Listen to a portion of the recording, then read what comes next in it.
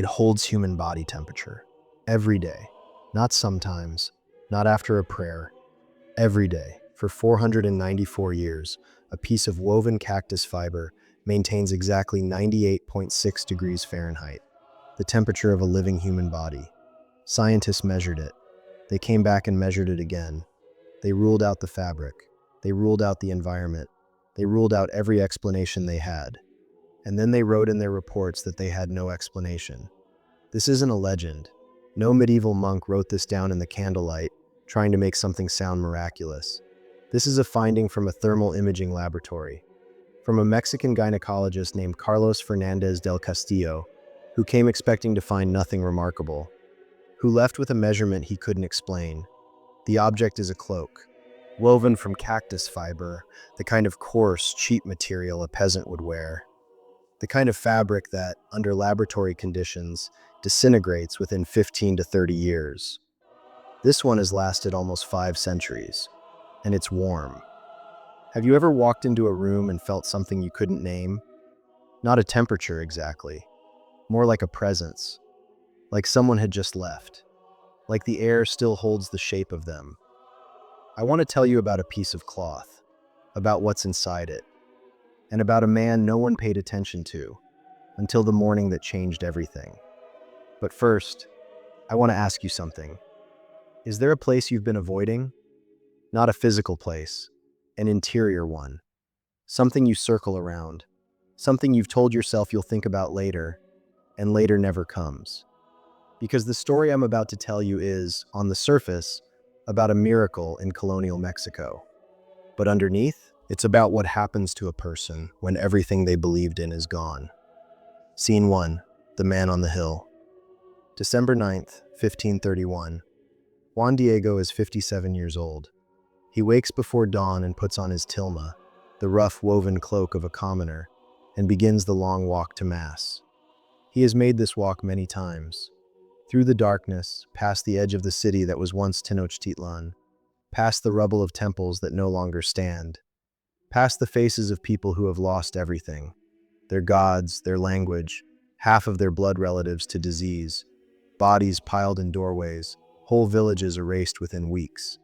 The Spanish call these years a conversion. The dying call them something else. Juan Diego lost his wife 2 years ago, Maria Lucia. She died quietly, like most people died in those years, from a sickness with no name that arrived with the foreigners and left no one untouched. He is a matzewal, a man of the lowest class. Not nobility, not clergy.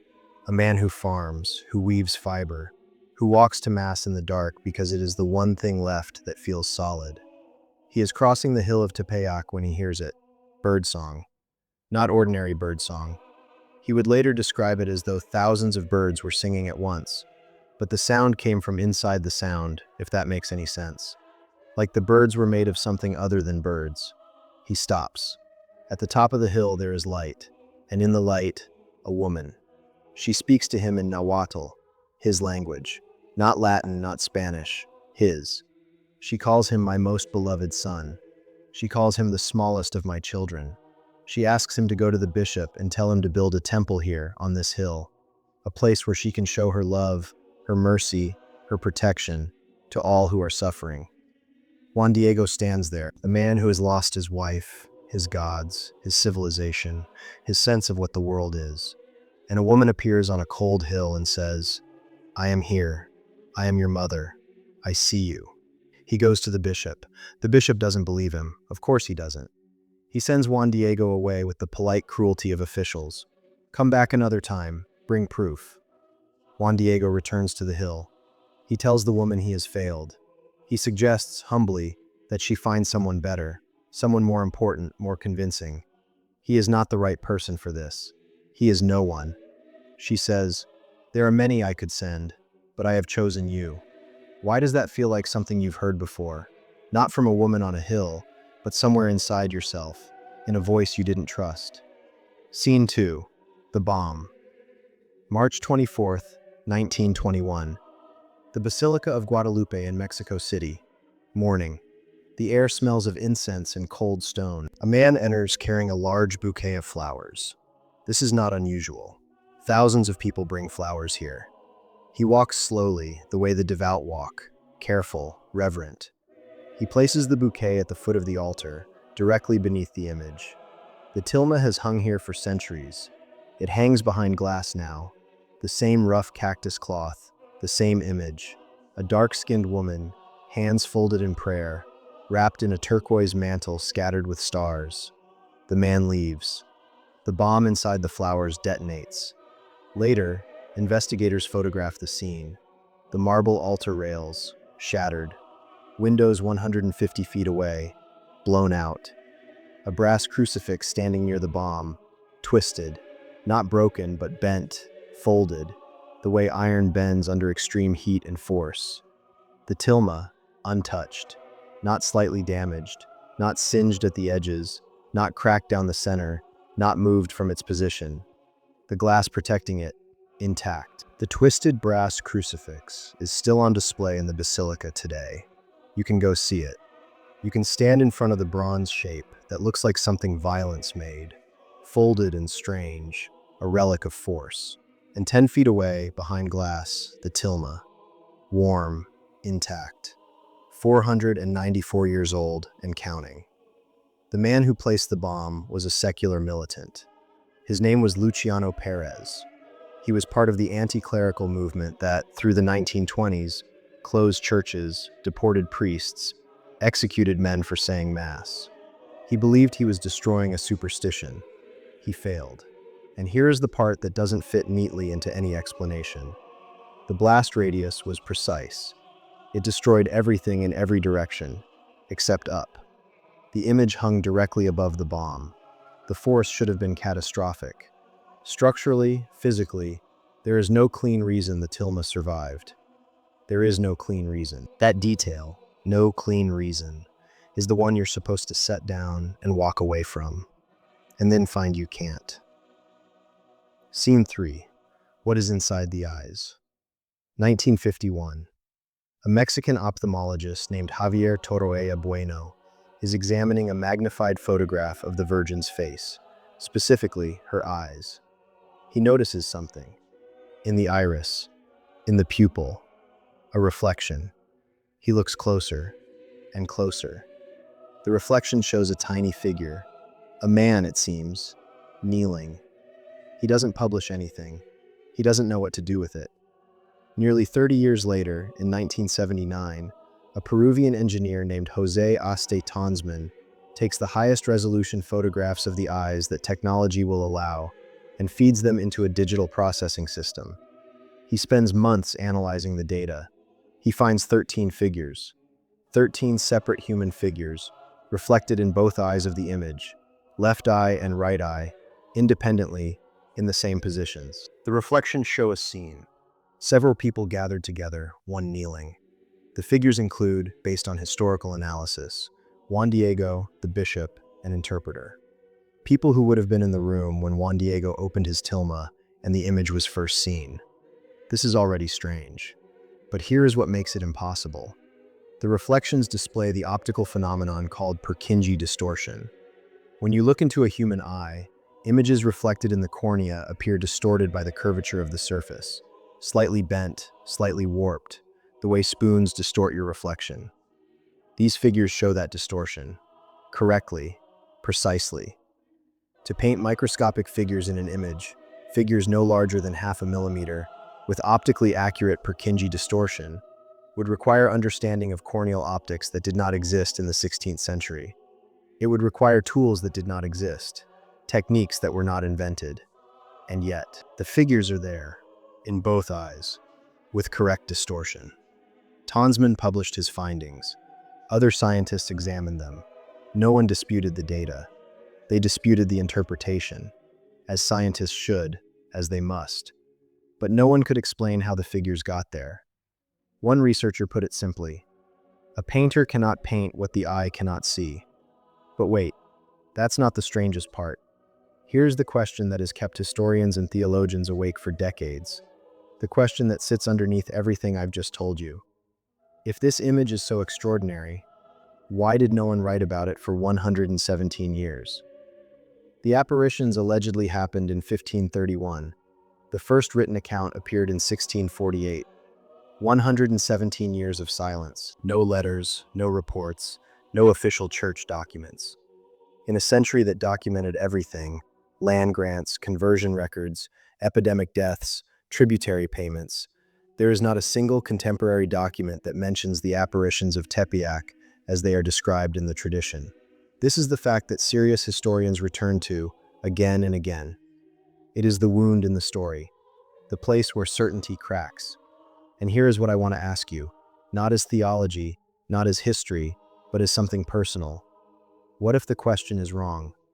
What if you've been asking, did it happen, when the real question is, what does it mean that millions of people have found something real inside it for almost 5 centuries? Think about this. 1531. The Aztec Empire has collapsed. European disease has killed between 8 and 15 million indigenous people in a single decade. The missionaries are trying to baptize a population that is traumatized, shattered, watching their children die of illnesses that have no name. A population that has been told, in effect, your gods are gone, your world is gone, begin again. And then, a woman appears on a hill. She speaks in their language. She has their skin, their hair. She stands on the moon, the symbol of their old gods, but she does not worship it. She stands on it. She wears the sun. She is pregnant. For a people who had just had their entire cosmology destroyed, who were watching their population collapse in real time, this image was not a painting. It was a message in a code they could actually read. The sun, the highest Aztec deity, she wears it. The moon, the defeated moon goddess, she stands on it. Her womb, she carries new life inside her. New life, after everything. The Tilma didn't convert 8 million people by magic. It spoke their language. Not Spanish, not Latin, theirs. And here's the paradox that I keep returning to. The image was created, whether by the hand of an artist or by something else, at the exact moment it was needed, for the exact people who needed it, in the exact symbolic language they could understand. Is that a miracle? Or is that what a miracle looks like from the outside, indistinguishable from perfect timing? I don't know, but I know this.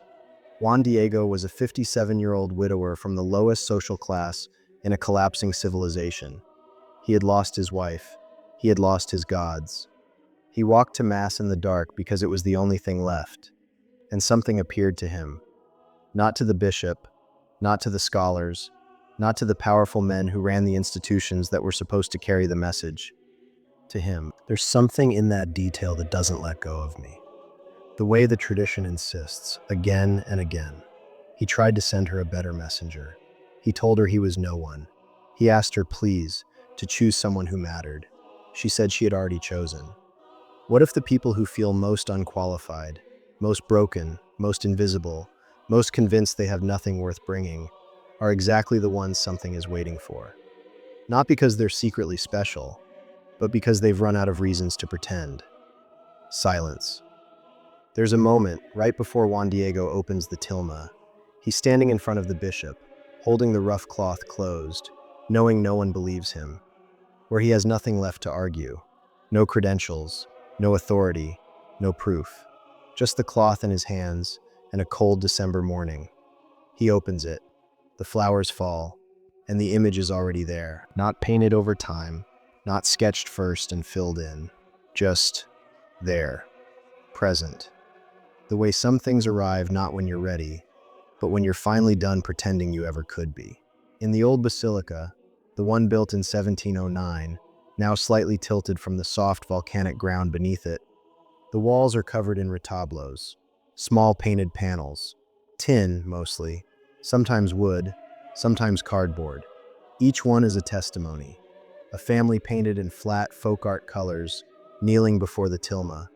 A child in a hospital bed, surrounded by doctors. A car overturned on a highway, a figure standing beside it unhurt. A soldier returning from somewhere unnamed.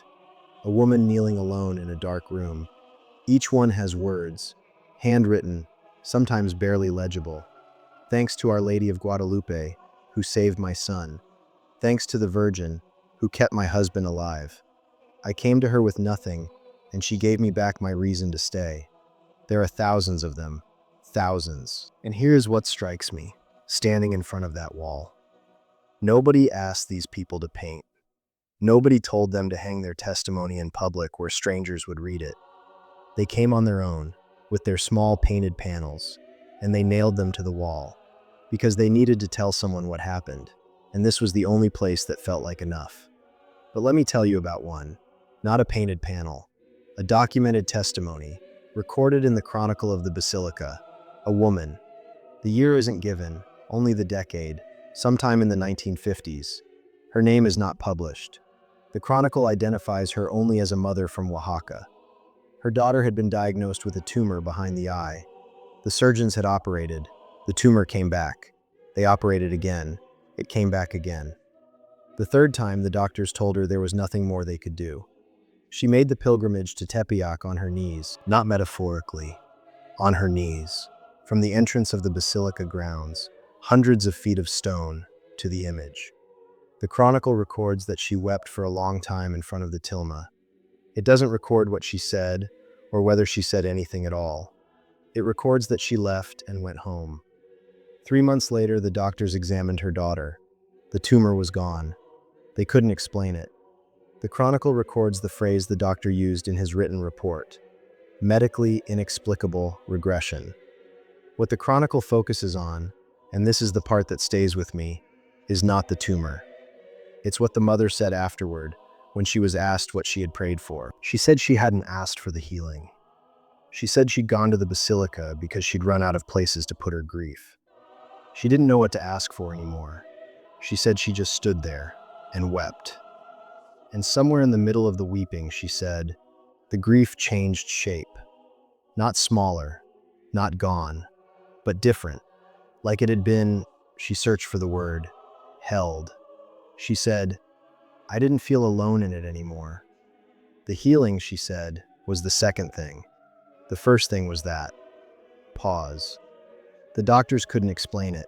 She couldn't explain it. She just stood before the image and wept. One more. 1921. The same year as the bombing. A young man named Enrique Gorostieta, not the famous general, a different man, same name, was in the basilica the morning after the explosion when the first investigators arrived. He was a student, not particularly religious, who had come to see what was left. He wrote about it in his memoir, published decades later. He wrote, I had gone expecting rubble. I had gone, if I am honest, hoping to see something broken. I was 22, and I wanted the world to make sense, which meant I needed the things that claimed to be extraordinary to fail their tests. Instead, I stood in front of a Tilma that had survived a bomb at point-blank range, and I thought, I have no framework for this. And for the first time in my life, not having a framework felt like relief rather than terror. I walked out and sat on the steps for a long time. I didn't pray, I didn't know how, but something had changed in the way the morning looked. He never became particularly devout, by his own account. He went to Mass occasionally, doubted frequently, lived quietly. But he returned to the basilica every year for the rest of his life. He couldn't explain that either. People come to this image in 3 kinds of moments. The first, when the medicine has done what it can, and the doctors are kind but honest, and you need to stand somewhere that doesn't require you to be brave. The second, when you're about to begin something, a journey, a decision, a life, and you want to stand for a moment in front of something that has outlasted empires and bombings and centuries of argument, just to feel the scale of things, just to remember that your fear, however large it feels, is not the largest thing. The third, when you don't know why you've come, when something pulled you here that you can't name, when you walked in as a skeptic or a tourist or someone killing time, and somewhere between the entrance and the image, something shifted slightly. That third kind is the most common. They don't always admit it. The Tilma hangs today in the new Basilica of Our Lady of Guadalupe, in the Tepeyac district of Mexico City. The address is Plaza de las Americas, number 1. The new basilica was completed in 1976, built to accommodate the millions who were overwhelming the old one. It is a circular building, no altar at the front, no columns blocking the view. The tilma is mounted above the altar behind bulletproof glass, visible from every seat.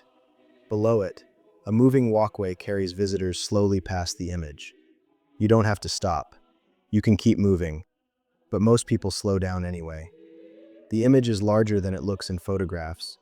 The woman's face, dark-skinned, still, eyes cast slightly downward, is at human scale.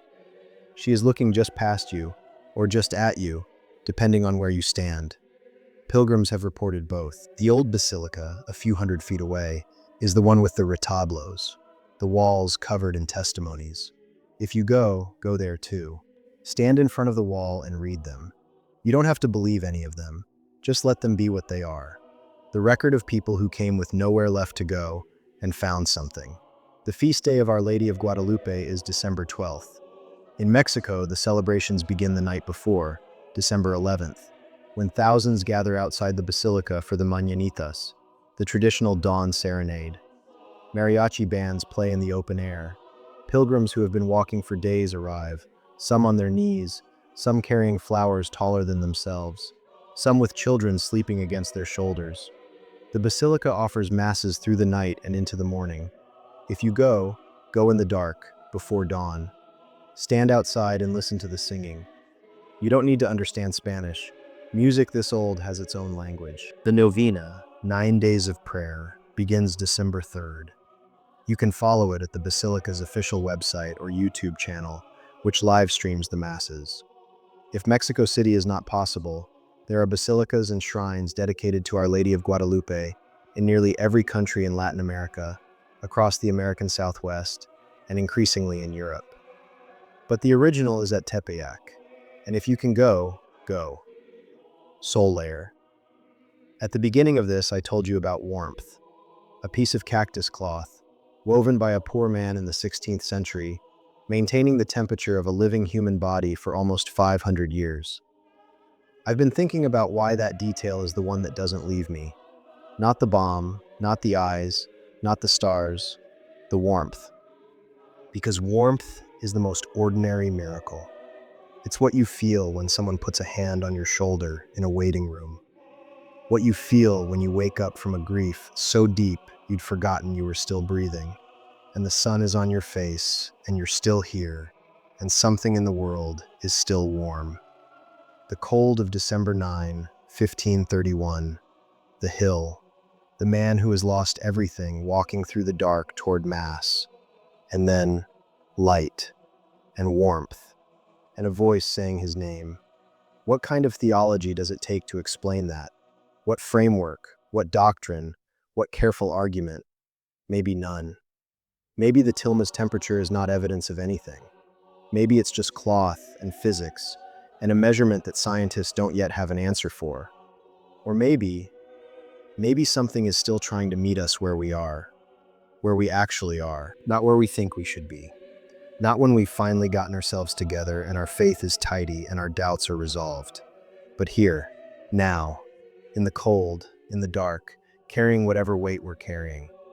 Maybe the miracle isn't the bomb surviving, or the figures in the eyes, or the stars mapping a winter sky. Maybe the miracle is simpler.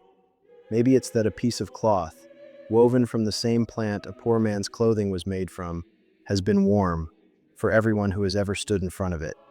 For the grandmother, for the migrant, for the student who came expecting rubble and sat on the steps for a long time, watching the morning look different. For you. Is there a place you've been avoiding? Not a building, not a shrine on a hill in Mexico. Something interior, something you circle around. What if the place you've been keeping your distance from, the one you're sure holds only grief or doubt, or the uncomfortable sense that something in your life needs to change? What if that's exactly where something is waiting? Not to demand answers from you, just to be warm. I want to ask you something in the comments. Not, do you believe? That's too easy to answer quickly and too hard to answer honestly. Has there ever been a moment where something happened, and you had no framework for it, and the absence of a framework felt like relief? Write it below. I read everything. And if this story did something to you, if it opened a door even slightly, subscribe. We make these for the people who are still figuring it out, which is all of us, everyone.